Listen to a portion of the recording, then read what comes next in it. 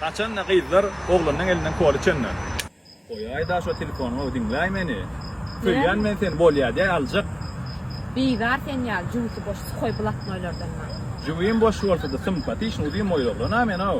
Bu sympatik da zat yok, juuyun boş olsa hayır yok düşündünmi? Men sen şu bulandım diýen, ýa-ni? Bugün niýeden aldyň? Bulama gurak kır ýapdyr, olam düşündüm bolsa. Ay zat aldım dämi? Bana bunu bilen gerek ýaşa bolum düşündünmi? Gülme goýundy meni.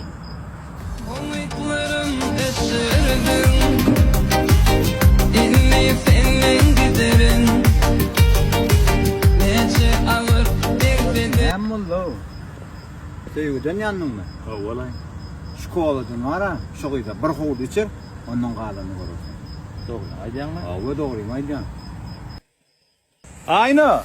Ayna durayda. Nene? Durayda insan haýsy ýerine durayda.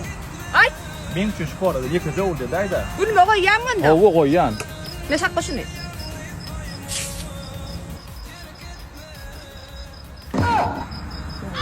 Ha. Mana layda. Kaço gary oglan o men. Yo gel men öldüm işlep çıkıp sen mena. Öýüme ýok kimar trant men ho. Men öýmem ma gerek bolsa ýine birini alat men alayda.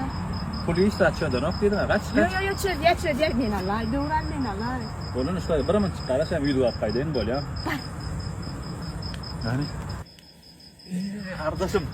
O kola, mollot kımay? Ay mollas, ne öyle mok, iyisi Eldar Ahmedov kardeşim. Ha, burada uğurlar Eldar'ın yerine gıyla kılgaya diýänni. Ana, bildim sen bildim. Onu on mollot Eldar bilýär da, diňe doğru. Eldar'dan sonra kardeş. Onu prizam mamuna pitdi. Var emme darı. Bolýar, başy bawot. Eldar skola bilen Liboy gyzamyr bolýandyr.